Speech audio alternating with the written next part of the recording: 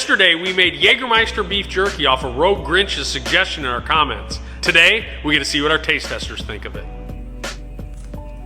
It's not as bad as I was expecting. Like overall, there's not really a whole lot going on with the flavor. I don't really care for this one. Definitely got a sweet taste to it. Got the kind of black licorice flavor to it. I'm not a fan of Jagermeister. I'm not a fan of black licorice. This isn't terrible, but it's not my kind of jerky. It tastes like Jaeger. I do get the lemon on the back end. It's not super sour, but that Jaeger definitely overpowers it, so thumbs down.